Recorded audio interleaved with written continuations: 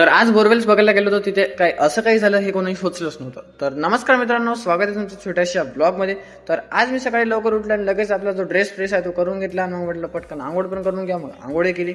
लगेच मग आपले फुल होते, शमीपत्र होतं, ते गडव्यात पाणी वगैरे घेतलं आणि लगेच गेलो आपल्या हनुमानजीच्या मंदिरामध्ये. तर जय श्रीराम हनुमानजीचं दर्शन वगैरे घेतलं. लगेच मी घरी आलो आणि देवाला नैवेद्य दिला. सोबत म्हटलं आपण पण नाश्ता करून घ्या म्हणून कांदे पोहे घेतले, पण कांदे पोहेत कांदाच नव्हता, कारण मला कांदा आवडतच नाही. गरीब हो ना तुम्ही, यो साला अपनी आदत से गरीब हो.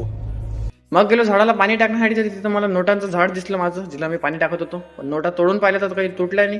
पैसा ही पैसा होगा. लक्षात आलं की आपण नोटा ओल्या होत्या म्हणून ते सुकवायला ठेवल्या होत्या. मग लगेच ते 10च्या ज्या नोटा आहेत त्या घेतल्या आणि लगेच गेलो दुधाचा पुडा आणण्यासाठी. डॉली चायवाल्यासारखा चाय बनवून बघितला, पण त्याच्यापेक्षा मस्त झाला. मग एरियामध्ये बोरवेल्सची मशीन आली होती, तर मला ते बघण्याची तर खूप उत्सुकता होती लहानपणीपासूनच. मग ते बघण्यासाठी गेलो, तर त्यांचा जो सेटअप वगैरे होण्यासाठी त्याला म्हणजे थोडा वेळ लागणार होता. तर तोपर्यंत पाऊस पण सुरू झाला, पण त्यांचा सेटअप काही सुरू झालाच नव्हता. आणि त्यांच्या जे ह्या मिसाईल्स होत्या ह्या लॉन्च होण्यासाठी रेडी होत्या बोरवेल्सच्या. तोपर्यंत त्यांना वेळ होता, म्हटलं चला आपण बँजोचा आवाज होता तोपर्यंत बँजोच पाहुण्या. बँजो बघण्यासाठी गेलो, तर तिथं आला होता बालाजी बँजो.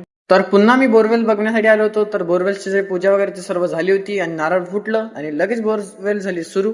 तर सर्वांचं आता एकच लक्ष होतं, ते म्हणजे पाणी किती फुटावर लागणार आणि कधी लागणार.